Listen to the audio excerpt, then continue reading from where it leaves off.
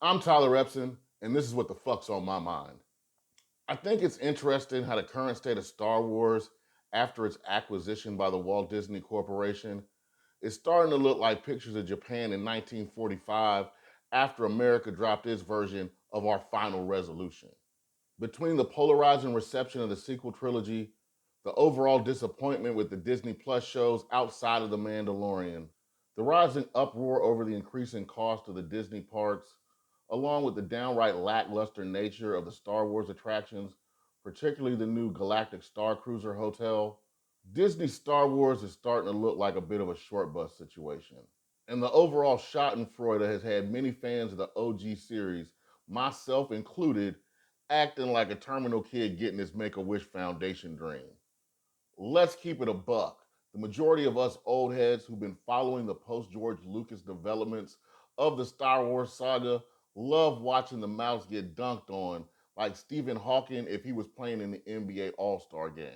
But if you look at it objectively, nobody should really be surprised about the total shit orgy this has turned out to be. I know that the franchise in its current cinematic, television, and park attraction forms have its endorsers, and they are entirely allowed to like that shit as much as they want. But it does seem that most of the supporters are more connected to either the sequel trilogy or just casual fans of the series in itself, while more dedicated fans seem to view the newer shit along a spectrum of general disinterest to absolute hatred. This video essay is dedicated to them. Personally, I love Star Wars, as The Empire Strikes Back is like the first movie I ever remember watching in theaters. And though I wouldn't consider myself a hardcore fan because I've not read any of the expanded universe books or comics, I have, however, watched the OG trilogy more times than I could count, the prequel series a crap ton as well, along with the hand drawn animated Clone Wars miniseries, which happens to be my favorite outside of the original three movies, as well as the CGI Clone Wars series and Rebels, which I really liked. I just didn't get to watch the rest before it got put on Disney Plus. Concerning the Disney Plus content, outside of the couple of episodes of The Mandalorian I saw at a friend's house, I've not really watched any of the Star Wars stuff on the streaming service. Primarily because, including that in the Marvel content, there's really nothing on there I want to watch that justifies me shelling out even $8 a month for the service. And all the classic shit I do like, I've watched enough to where I can't see the point in spending on a monthly service for something I'm going to watch maybe 2 or 3 times a year, especially when I can acquire all that from other sources. Plus, a lot of the Star Wars and Marvel stuff on there that I theoretically might be interested in hasn't exactly been well received. And no, I don't have to watch all that shit to make a video like this because A, I don't have to watch anything I don't want to. B, I can comprehend the negative arguments in a well enough manner to not only respect, but at times side with a particular point of view objectively. And C, and this is the most important part, watching or not watching all the related content has zero jack shit to do with the point of this overall rant. You'll notice I haven't said anything about my opinions of the cinematic sequel trilogy for reasons I may or may not bring up in the future, because honestly, my thoughts kind of fall in line with a general consensus, and this is enough of a sidetrack as it is. The point of me bringing all that up is because while I'm not a super fan, I'm not exactly a normie either. And while I'm not as invested as others, the franchise is something I still hold very dear to my heart and try and stay current on as much as possible. And I feel like I have a decent idea of what Disney could have done to make older fans happy. I have two major points. The first one being specifically about the Galaxy's Edge section of Disney World and Disneyland and the new, now controversial Galactic Star Cruiser Hotel. That $6 grand, sub 48-hour quasi LARP, and reminder that Disney would steal a quarter out of a Salvation Army Christmas bucket if it thought it could. Point number one, these attractions were not made for hardcore fans because the cost to do that correctly would have been unfeasible even if greed was not a factor. The amount of money it would have cost Disney to make a set of Star Wars attractions that would have truly satisfied the majority of dedicated fans would have been astronomical. And Gangsta Mickey the Pimp ain't shelling out that kind of dough for his operation. Y'all tricks gonna pay what he say and get what y'all get. You need a Hoth world, a Tatooine world, a Sky City world, and an Endor world just to piss off those Return of the Jedi haters. Screw them cuddly koala bear warriors. And what we got with the Galaxy's Edge was the polar opposite of that. But what did you really expect an overhyped amusement park section selling snot colored milk with more places to spend money than things to do, and now a $6,000 cruise experience in what amounts to be sitting in a tornado shelter for 2 days was really going to turn out to be like?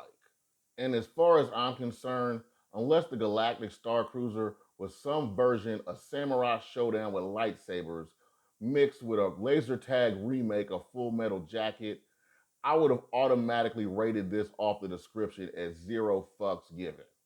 Ultimately, we have to remember that at the end of the day, the Disney Corporation was expecting a return on a very expensive investment that they made. I mean, these guys have dumped a metric fuck ton of money on this IP between the initial sale and the production costs of the films, TV shows, and so called attractions. And they didn't do it just because they think the Millennium Falcon is cool. Also, considering the cost of the acquisition combined with the constant decline in interest in Disney Star Wars, you might be able to make the argument that for the mouse, purchasing the franchise may have been a worse decision than adopting a junkie, because I'm not really convinced that they're reaping the profits they expected. And when I say reaping, take the E out of that word, and I think it'll be a bit more accurate. They spent a bit over $5 billion for the franchise and the production costs of the sequel trilogies and the Rogue One movie. They made a little bit over $6 billion, which is a shitload of money if you weren't a company that already owned ABC and it just bought Fox. Didn't think that Big Brother would have giant mouse ears attached to his head, did you? Additionally, they spent another $2 billion on Galaxy's Edge and the Galactic Star Cruiser.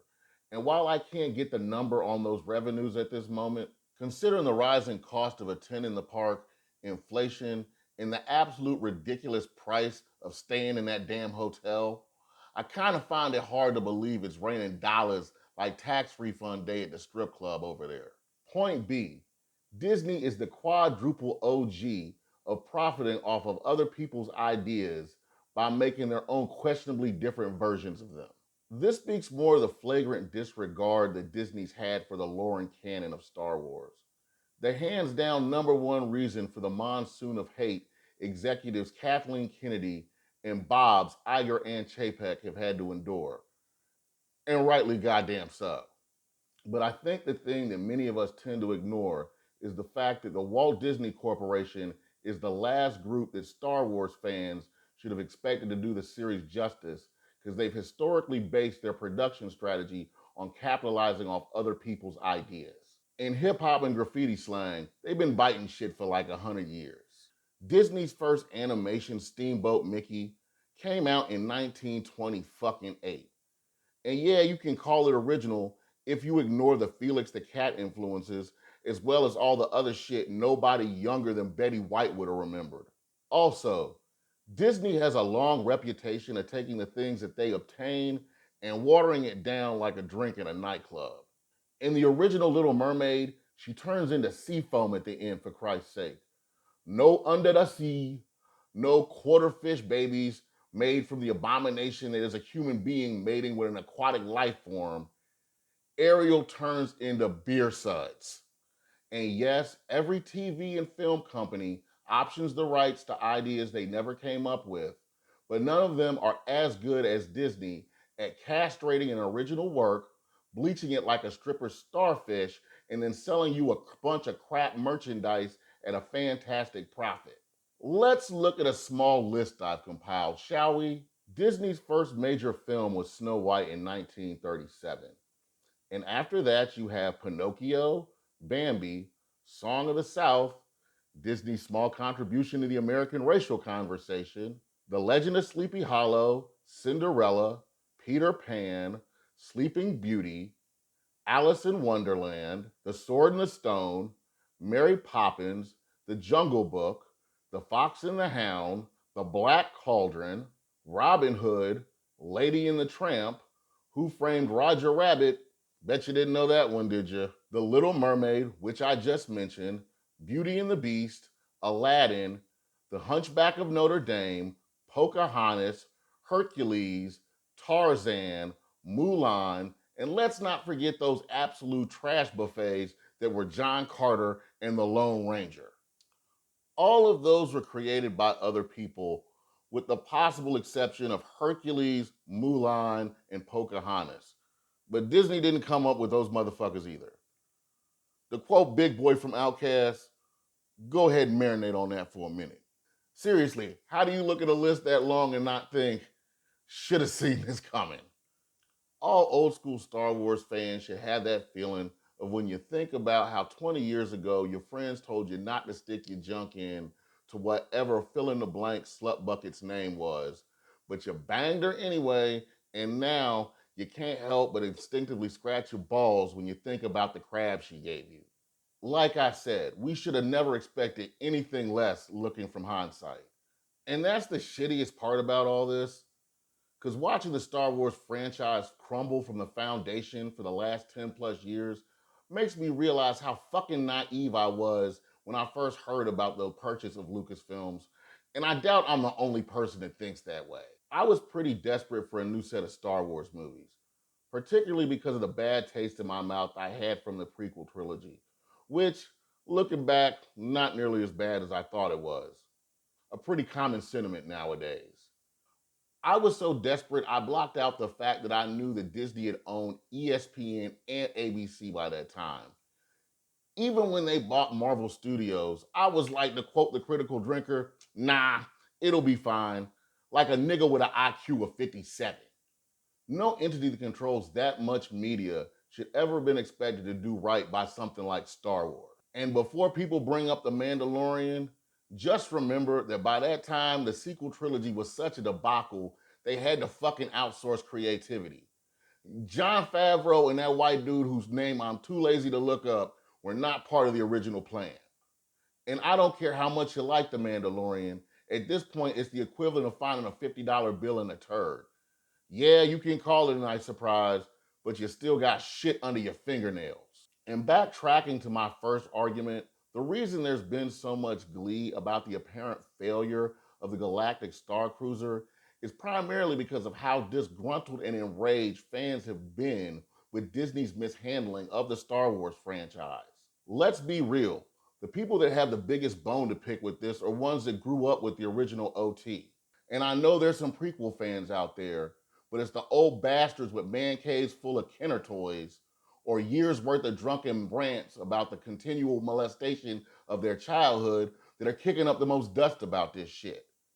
And I say that as a drunken ranter myself, because the most passionate about this are those that have been immersed in the Star Wars lore for pushing 50 years at this point.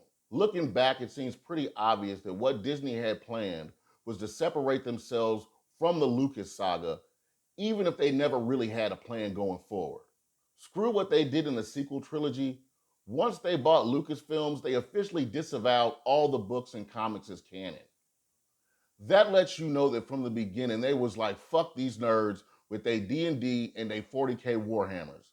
Star Wars is the new Disney princess.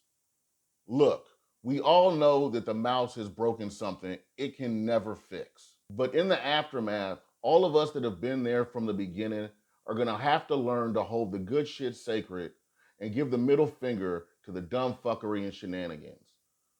Yeah, you don't have to like it, but you also don't have to watch it. As one of the millions of Star Wars fans that's had it be such a big part of my life to the point where it's influenced how I view narrative storytelling, as well as some of my own personal philosophies, I must say it's impossible to really come to terms with what Disney's done to the franchise, especially when you consider the implications of what butchering George Lucas's original concept means for the integrity of what Star Wars was supposed to be.